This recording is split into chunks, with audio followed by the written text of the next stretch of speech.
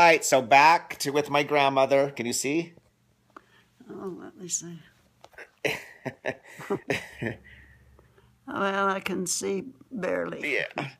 So, 102 is your birthday, but we're going to talk about relationships. So, the key to having a good relationship is what? Because you just told me, I need help with relationships, obviously. So, you told me that you should try to find somebody similar to you, Right. right? All right. So, you don't think, what about opposites attract? Have you heard that? Or you don't believe in that? I've heard it, but I think that you got to have a core all the way through that's somewhat alike that you can both believe in. So what do you think are the main core? What's the main cores that should be the same? I think respect, uh, your attitude, cheerfulness, or grouchiness. Yeah, because if you're positive and they're negative, Right. that would drive me crazy. Yeah. So positive on positive, right? Yeah. I Okay. think your religion makes a lot of difference. Yeah. Um, sometimes some people they never will think like you, no matter how hard you try. But it might be worth the trial. Yeah. You know, it's just. And then, what about hobbies? Do you think you should have the same hobbies, or do you think it's okay to have different hobbies?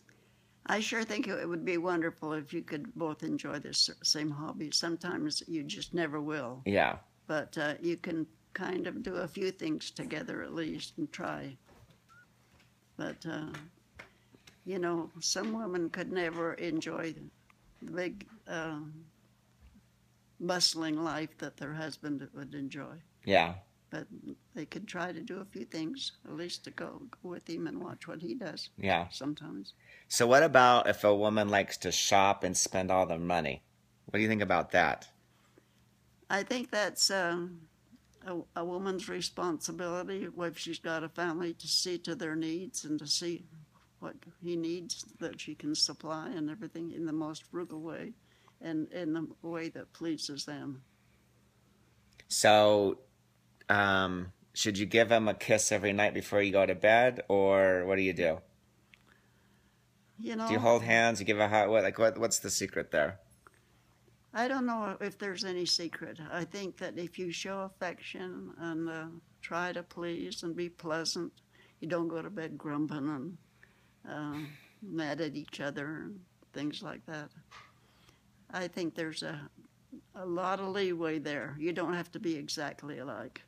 You can be different and still be conscious of each other's feelings and kind and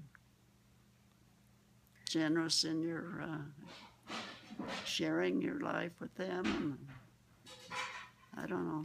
So what tips for me, like on dating? Any dating tips, like for on dating?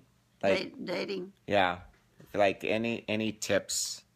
Obviously, I need a Don't lot of date help. anyone that you think that you're never going to be compatible with, even if they're the cutest one on the block. That is great advice.